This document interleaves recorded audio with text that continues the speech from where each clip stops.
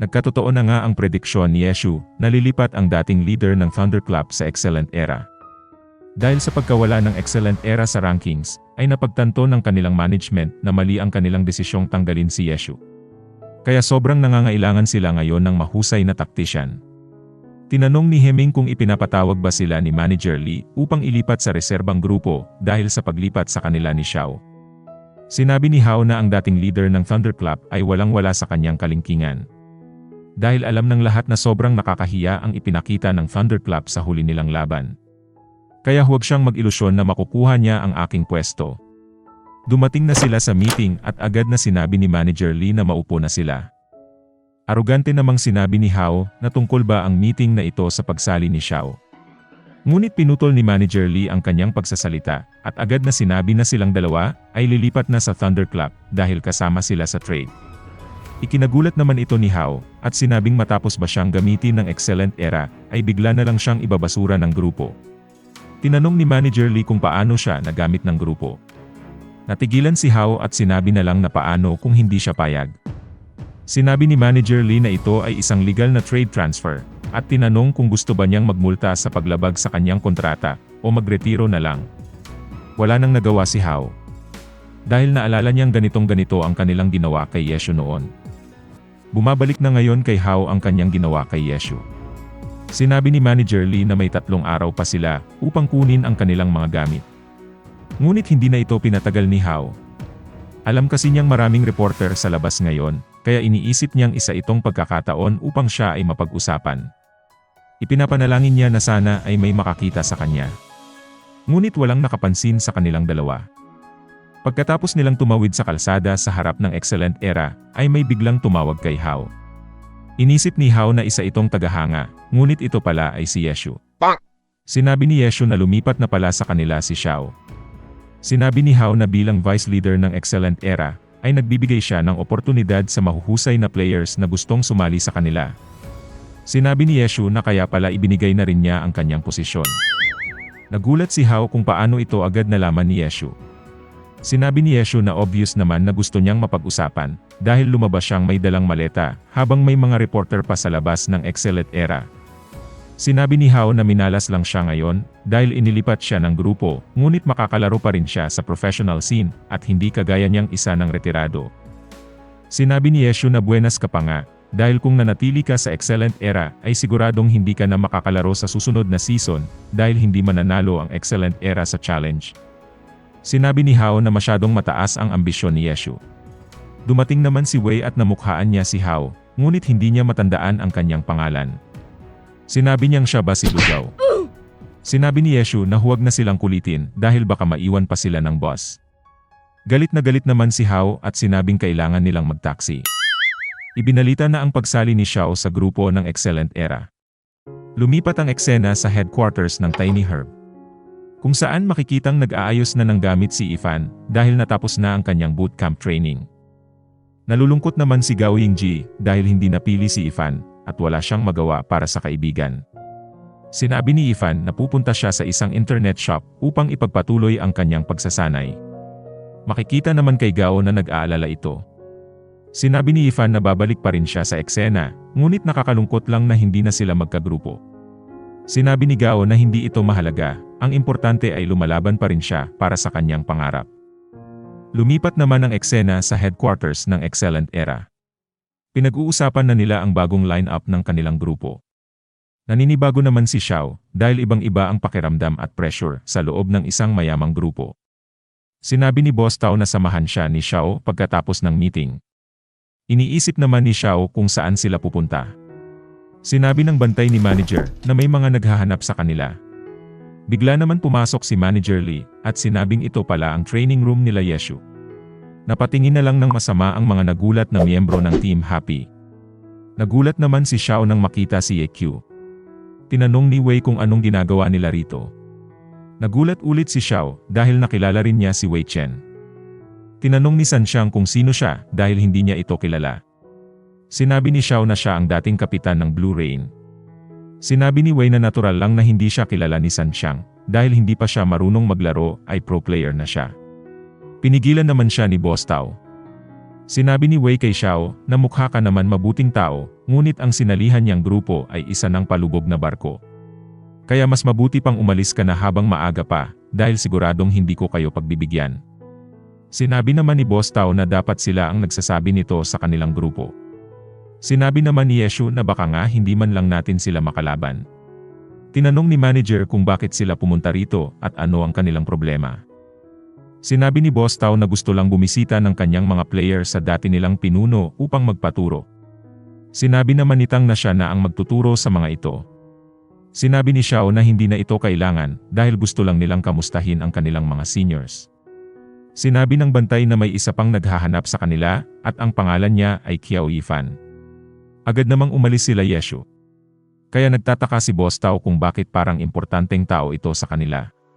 Kaya sinabi niyang sundan nila ang mga ito. Makikita naman si Ifan na nasa loob na ng internet shop. Agad siyang nagbigay ng papugay nang makita si Yeshu. Natuwa naman sa kanya si Wei dahil isa siyang magalang na bata. Sinabi ni Yeshu na siya si Wei Chen ang isa sa kanyang magiging senior. Bilang respeto ay nagbigay rin si Ifan ng papugay kay Wei. Ipinakilala rin ni Yeshu ang kanyang mga nakakasama sa laro. Sinabi ni manager na nakahanda na ang kanyang matutuluyan at si Steam Bon na ang bahalang mag-tour sa kanya. Biglang nagulat si Ifan nang mapansin sila Xiao at Sanxiang. Napatingin naman ang mga tao dahil napalakas ng kaunti ang kanyang salita. Hindi nagtagal ay nakilala na sila Sanxiang ng mga tao at unti-unting nagkagulo sa loob ng Happy Internet Shop. Kaya wala nang nagawa si Boss Tao kung di tumawag na ng security upang makalabas sila. Tuwang-tuwa naman si Wei sa ginawa ni Ifan.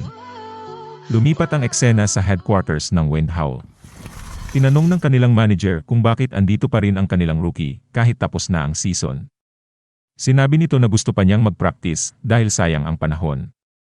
Tinanong ng kanilang manager kung may libre ba siyang oras dahil ang kanilang guild sa bagong server ay nahihirapang makakuha ng boss monster. Sinabi niyang tutulungan niya ang mga ito. Lumipat ang eksena sa loob ng game. Makikita na tinira ng pinuno ng tyrannical ambition ang pinuno ng Team Windhowl. Bigla namang dumating ang isang elemental mage at tinira ng lightning si Wandering Peak. Inutusan niya ang kanyang mga kagild na tirahin ang mage, ngunit nawala ito at sila ang kanyang tinira. Tinanong ng miyembro ng Windhowling kung sino ang tumutulong sa kanila. Sinabi ni West Riding Wind na siya ay si Zhao Yuzhe, ang bagong miyembro ng kanilang professional team, at siya ang isa sa pinakamalakas na rookie ngayong taon. Sinabi rin niyang siguro ay naghahanda na ang kanilang grupo dahil may usap-usapang magreretiro na ang kanilang kapitan. Tinalo kasi siya ng isang rookie noong nakaraang glory event at magmula noon ay ang vice leader na lang na si Fang ang madalas nilang nakikita. Kaya siguradong si Yuzi ang susunod na magiging ace player ng Team Howling. Agad naman nilang nilapitan si Yuzi at sinabi nilang napakahusay nito. Sinabi ni Yuzi na ipagpatuloy lang nila ang pagtira sa boss monster at siya na ang bahala sa mga player na magtatangkang umagaw. Sinabi ni West Riding Wind na mag-ingat siya sa 4 na malalaking clan. Sinabi ni Yuzi na huwag siyang mag-alala. Ngunit nagpaalala muli si West Riding na mag-ingat pa rin siya lalo na sa guild nila Yeshu. Tinanong ni Yuzi kung siya ba ang dating gumagamit kay One Autumn Leaf. Lumipat ang eksena kung saan nag-uusap-usap ang mga miyembro ng Heavenly Justice sa labas ng isang city. Sinabi nilang ang hirap ng makakuha ng boss ngayon, lalo na't wala si Yeshu. Bigla naman may nag-friend request kay Lulan. Ito pala ay si Yeshu. Tinanong nila kung bakit iba ang gamit nila ngayon. Sinabi ni Yeshu na masyado na silang kilala kaya gumamit muna sila ng ibang account. Napansin ng mga miyembro ng Team Howling na dumating na ang Heavenly Justice. Agad namang pinigilan ni West Riding ang kanilang rookie dahil baka kasama nila si Yeshu. Sinabi ng rookie na isa itong bihirang pagkakataon dahil matagal nang nagretiro si Yeshu at baka hindi na niya ito makalaban kailanman. Bigla namang tumira ang boss monster. Makikita naman na agad sinuportahan ni Yeshu ang mga nasa harap at sinabi sa backline na ipagpatuloy lang nila ang pagtira. Bigla namang sumigaw si Zhao Yuzi at hinahanap si Yeshu. Sinabi ng grappler na may spammer sa world chat at hinahanap siya. Sinabi ni Yeshu na pabayaan na lang ito at mag-focus lang sa boss monster dahil ito naman ang dahilan kung bakit sila pumunta rito. Nagalit na ang rookie dahil walang pumapansin sa kanya kaya nagwala na ito. Tinanong ni Yeshu kung sino siya dahil mukhang mahusay rin ito. Sinabi ng isa sa Team Howling na siya ang bagong miyembro ng kanilang professional team. Tinanong ng grappler kung bakit ayaw siyang harapin ni Yeshu. Sinabi ni Yeshu na support ang account na gamit niya ngayon, kaya mas mabuti pa na siya na lang ang lumaban dito. Ngunit sinabi ng grappler na wala siyang laban sa isang professional player. Sinabi ni Yeshu na mag-isa lang naman ang kalaban, at wala itong magagawa sa kanila na isang buong guild dito. Makikita namang sinugod na siya ni Tang. Nagulat ang rookie sa bilis ni Tang dahil hindi niya ito matamaan. Sumugod na rin si Steam Bun at inistansya nito. Humingi naman ng tulong ang grappler at pinagtulungan nilang bugbugin ang rookie ng Team Howling. Kasabay nito ay ini-announce ng system na napatay na ng kanilang grupo ang boss monster. Galit naman si Xiao Yuji at sinabi kay Yeshu na huwag siyang aalis. Hindi nagtagal ay bumalik agad ito. Sinabi ni Yeshu na napatay na ang boss monster, at tinanong kung hindi ba niya nakita ang announcement. Sinabi niyang hindi siya pumunta rito para sa boss monster, kundi upang i-challenge si Yeshu. Tinanong ni Yeshu kung hindi pa rin ba siya nadadala. Sinabi ng rookie na naisahan niyo lang ako, ngunit kahit 10 pa kayo ay hindi ako natatakot. Sinabi ni Yeshu na masyado namang maunti ito, at mas mabuti siguro kung gagawin nilang 100. Napaatras naman ng bahagya si Xiao Yuji. Sinabi ni Yeshu na akala ko ba ay hindi ka natatakot. Sinabi ni Yuji na totoo namang hindi siya takot na mamatay. Sinabi ni Yeshu na isang mayamang guild talaga ang Team Howling, dahil ang mga equipments na maaring mahulog sa kanya, ay mas maganda pa kaysa sa kahit anong drop ng boss monster. Makikita namang natatakot na si Xiao Yuji. Sinabi ni Yeshu na siguradong makakakuha sila ngayon ng upgraded na rare equipment. Lumipat ang eksena sa Happy Internet Shop. Nakita ni manager na iisa na lang ang kulang upang may upgrade ni Yeshu ang kanyang sandata. Bigla namang nag-message ang isa nilang kaguild at sinabing lumabas na ang level 55 boss monster. Maglalagin pa lang sila ni manager, ngunit nag-message ulit ito at sinabing pinatay silang lahat ng swordsman mula sa Lancy Pavilion. Tinanong ni Yeshu kung si Huang Shoshan ba ito, dahil nagtataka siya kung bakit ganoon kabilis silang namatay. Ngunit sinabi ng kanyang kausap na hindi nagsasalita ang kanilang nakalaban. Bumalik ang eksena sa loob ng game. Sinabi ni Blue River na humingi siya ng tulong sa Blue Rain, dahil karamihan sa nakakalaban nilang guild ay may kasamang mga professional players. Sinabi ng batang swordsman na pinapunta siya rito ni Huang Shoshan upang tulungan sila. Pumunta na ang Lancy Pavilion sa boss monster. Napansin ni Blue River na marami pa rin silang kalaban kahit marami nang napatay si Hanwen. Sinabi ni Yeshu na exciting ito dahil may professional player sa kalaban. Tinanong ni Lowland kung sino siya. Sinabi ni Yeshu na ang paring kasama ng Tyrannical Ambition ay si Jiang Xinji. Nagulat naman si Lulan at tinanong kung siya ba ang Master Tactician at Vice Leader ng Team Tyranny. Sinabi ni Yeshu na magandang oportunidad ito upang makapagsanay ang kanilang grupo. Tinanong ni Yeshu kung balak bang agawan ni Jiang Xinji ng boss monster ang mga ordinaryong players ng server na ito. Sinabi ni Jiang na base sa tono ng kanyang pananalita ay siguradong si Ye Q ang pari ng kalaban. Kaya agad siyang nagbigay ng instructions sa kanyang grupo. Napansin naman ito ni Yeshu, kaya sinabi niya sa mga kasama na bumuo ng 4 na grupo. Napansin ni Blue River na kumikilos na ang grupo nila Yeshu, kaya tinanong niya si Hanwen kung nasaan na ito. Sinabi niyang nakatagpo niya sila Kuya Yeshu, ngunit wala siyang nagawa dahil kinapitan siya ng 3 knight.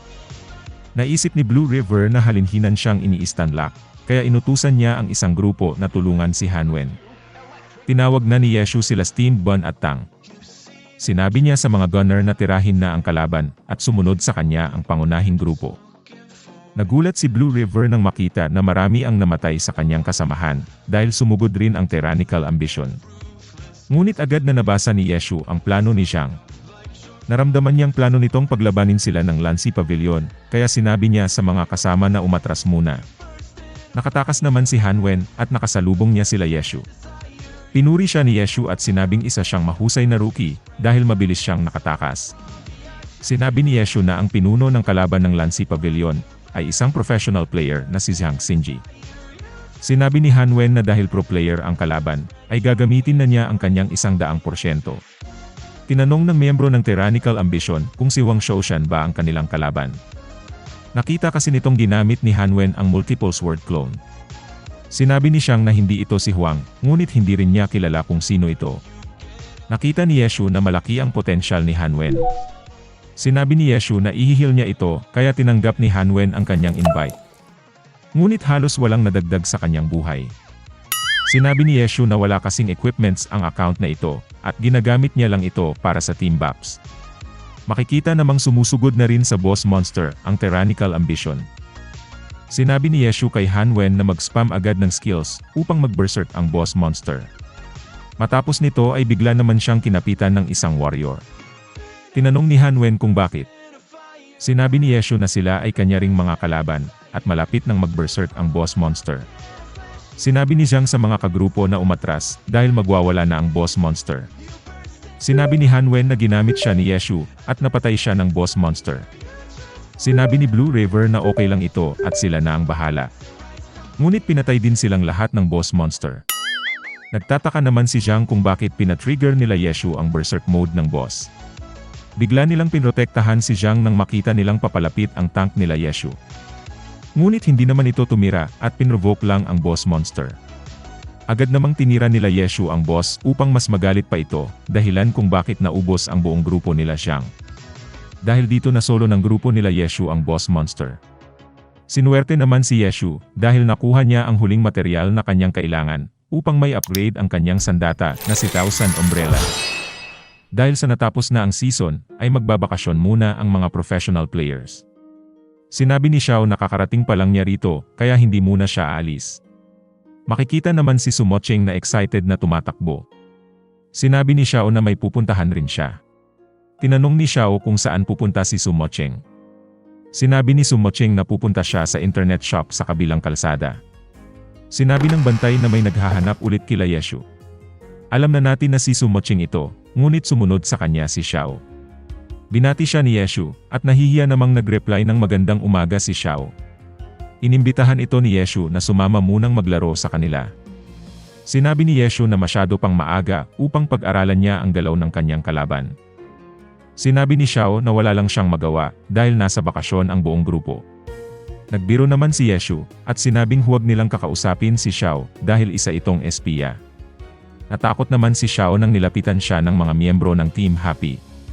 Ngunit nagmamagandang loob lang ang mga ito sa kanilang senior. Kinamusta ni Yeshu ang paglipat niya sa Excellent Era. Sinabi ni Xiao na naninibago pa siya ngayon. Tinanong ni manager kung alam ba niyang magkakaharap ang kanilang grupo sa challenge. Sinabi ni Xiao na nabanggit nga sa kanya. Sinabi ni Yeshu na kapag natalo sila sa challenge ay masasayang lang ang kanyang pag-transfer dahil hindi sila makakasali sa professional league. Sinabi ni Xiao na sisikapin niya na pagbutihan upang hindi sila matalo. Tinanong ni Sumocheng kung ano ang ginagawa nila Yeshu. Sinabi ni Yeshu na plano nilang mag-boss hunt at inimbitahan si Xiao na sumama sa kanila. Naisip ni Xiao na isa itong oportunidad upang makita ang husay ng kanilang grupo. Sinabi ni Sumocheng na paggamit muna ng account dahil gusto niyang sumama. Sinabi ni Yeshu kay manager na bigyan rin si Xiao ng magagamit na mechanic. Napaisip si Xiao na mukhang naisahan siya ng grupo dahil siya ang ginawang commander ng mga ito. Sinabi ng kaguild ni Zhang na lumabas na ang boss monster at nakapwesto na ang kanilang grupo. Sinabi ni Zhang na maghintay muna at tinanong kung may nakakita na ba sa grupo nila Yeshu. Sinabi ng cleric na hindi pa nila napapansin. Inutos ni Zhang na mag-ingat sila at maging alerto sa kanilang paligid. Bigla naman sumugod sila Lulan at tinira ang frontline ng grupo nila Zhang. Sinabi ni Zhang na kakaiba ang kanilang diskarte ngayon. Makikita naman na si Xiao na nga ang nagbibigay ng command sa grupo nila Yeshu. Bigla siyang napaisip na dapat siya ang nag-oobserba sa kanila. Napansin ni Xiao na masyadong organisado ang kilos ng kalaban, kaya tinanong niya kay Yeshu kung sino ang namumuno sa mga ito. Sinabi ni Yeshu na si Zhang Xinji, kaya nagulat si Xiao ng matindi. Nagtataka naman si Zhang kung sino ang mechanic na namumuno sa grupo nila Yeshu dahil napakahusay nito. Sa kutob niya ay si Xiao ito, ngunit iniisip rin niya na malabo ito dahil si Xiao ay nasa Excellent Era. Hindi pa man siya nakakasigurado ay may biglang dumating na launcher sa laban. Makikitang napakahusay rin ito at may kasama pang battle mage. Halos maubos ang buo nilang guild sa pakikipaglaban lamang sa dalawang player. Ang matindi pa rito ay biglang tumira ng delivery gun ang kalaban nilang launcher. Hindi makapaniwala si Zhang sa kanyang nakita. Sinabi niyang walang kaduda-duda na ang kombinasyong ito ay sina Yeshu at Sumocheng dahil masyado silang mapanganib. Sinabi ng system na napatay na ng grupo nila Yeshu ang boss monster. Napatingin na lang si Zhang sa kalendaryo. Sinabi niyang kakatapos pa lang ng season, ngunit para na siyang nakikipaglaban sa isang professional game. Tuwang-tuwa naman si Wei dahil nakakuha siya ng materials para sa kanyang sandata. Tinanong ni Yeshu kung bakit alis na si Xiao. Sinabi ni Xiao na marami pa siyang gagawin dahil kakarating pa lang niya sa Excellent Era. Sinabi ni Wei na bakasyon pa naman. Eksakto naman na may tumawag sa kanya, kaya nakalabas siya sa headquarters ng Team Happy. Sinabi ni Sumocheng na sorry kung isinama niya si Xiao. Tinanong ng kanyang kausap kung bakit siya pumunta kila Yeshu. Sinabi ni Xiao na dahil sila ang makakalaban nila sa challenge. Ang kausap pala niya ay si Zhang Xinji. Tinanong ni Zhang kung ano ang masasabi niya sa grupo nila Yeshu. Sinabi ni Xiao na karamihan sa kanila ay mga baguhan, ngunit hindi siya nakakuha ng impormasyon dahil wala siyang makitang training na kanilang ginagawa. Sinabi ni Zhang na masyadong matalino si Yeshu upang magbigay ng kahinaan. Sinabi ni Xiao na mahihirapan ang isang baguhang team kung ang Excellent Era ang kanilang kalaban. Ngunit ang problema nila ay isa si Yeshu sa naging pundasyon ng grupong ito. Sinabi ni Zhang na siguradong may isa pang pundasyong mawawala sa Excellent Era. Sinabi ni Xiao na pagkatapos pa ng challenge aalis si Sumocheng, kaya hindi pa niya alam kung ano ang mangyayari. Dumating naman si Han at may kasama siyang player. Sinabi ni Zhang na mabuti naman at andito ka na. Lumipat ang eksena sa Team Happy. Sinabi ni manager na mayroong presscon ngayon ang Team Tyranny dahil lumipat na sa kanila si Lin Jingyan. Makikitang nagsasalita ang dating pinuno ng Team Howling sa harap ng mga reporter. Sinasabi niyang plano na sana niyang magretiro upang bigyan naman ng pagkakataon ang mga bagong player ngayong henerasyon. Ngunit nakatanggap siya ng tawag mula sa Team Tyranny. Sinabi ni Han na si Lin Jingyan ay importanteng parte ng kanilang grupo sa susunod na season. Ang tanging dahilan kung bakit namin siya inimbitahan ay upang makuha ang championship. Sinabi ni Lin Jingyan na asahan nilang lalaban siya ng higit sa kanyang makakaya. Sinabi ni Yeshu na problema na naman ito. Tinanong naman ni Wei kung bakit. Sinabi ni Yeshu na problema na sa boss hunt si Zhang at siguradong sasama pa sa kanya si Jingyan. Tinanong ni manager kung hindi ba sila nagpapahinga kapag bakasyon. Sinabi ni Yeshu na hindi. Sinabi ni Wei na malaking problema nga ito. Makalipas ang ilang araw ay biglang nagulat ang mga tagahanga nang mapanood nila ang balita. Dahil ang ace account ng Team 100 Blossoms ay binili ng Team Tyranny sa halagang 16 milyon. Sinabi ni Wei na baka nagkakamali lang ang balita dahil ito ang magiging pinakamahal na account na nabenta sa buong historya ng Glory. Tinanong ng tagahanga ng 100 Blossoms kung ano na ang mangyayari sa kanilang grupo. Sinabi ni Wei na totoo nga ang balita. Sinabi ni Yeshu na hindi lang ang account ang nakuha nila Han. Dahil sa malamang ay kasama sa deal si Dazzling Spring dahil gusto rin nitong maranasan na makakuha ng championship. Hindi niya ibibenta ang kanilang ace account ng walang ibang intensyon. Nagulat naman si Wei nang marinig ito. Sinabi niyang nagsama-sama sa isang grupo sila Han, Zhang Xinji, Lin Jingyan, at Dazzling Spring. Sila ang mga mahuhusay na players na hindi pa nakakakuha ng championship, kaya siguradong magiging mahirap ito. Sinabi ni Yeshu na kailangan na natin itong paghandaan. Muling nagkaroon ng presscon ang Team Tyranny. Makikitang kasama na nila si Dazzling Spring. Hindi naman makapaniwala ang kanyang mga tagahanga. Sinabi ni Dazzling Spring na sa darating na season ay lalaro siya sa grupo ng Team Tyranny. Hindi naman matanggap ng mga tagahanga ng 100 Blossoms ang kanilang narinig. Tinanong ng bias na reporter kung may masasabi ba siya sa mga walang sawang sumusuporta sa 100 Blossoms. Sinabi ni Dazzling na humihingi siya ng paumanhin kung bigla na lang siyang nagretiro noong nakaraang season at sa hindi niya pagbalik sa kanila ngayon. Tinanong nila kung sorry na lang ba dahil maraming tagahanga ang nasasaktan sa kanyang mga pabigla-biglang desisyon. Hindi nila alam na mas nasasaktan siya sa mga nangyari. Dahil hindi niya magawang bigyan ng karangalan ang mga taong walang sawang sumusuporta sa kanya at ang kanyang sarili dahil sa lahat ng hirap na kanyang pinagdaanan. Madalas ay halos abot kamay na niya ang tagumpay, ngunit hindi man lang niya ito mahawakan. Sinabi ni Yeshu na mahusay si Lin Jingyan, ngunit hindi pa ito nakakapaglaro sa finals. Si Zhang Xinji at Dazzling Spring naman ay 3 beses nang pumasok sa finals, ngunit 3 beses ring natalo. Idagdag pa sa kanila si Han na hindi sumusuko kahit paanong mangyari. Iisa lang ang kanilang pinapangarap at ito ay ang maranasang maging kampiyon. Ngunit nabibilang na lang ang kanilang panahon sa professional scene, at wala na rin silang pagkakataon ngayon. Dahil ang lahat ng kanilang pangarap ay susunugin ko ngayong season. Kung gusto nyo pong maging updated sa susunod kong video, ay maaari po kayong mag-subscribe. Maraming salamat po.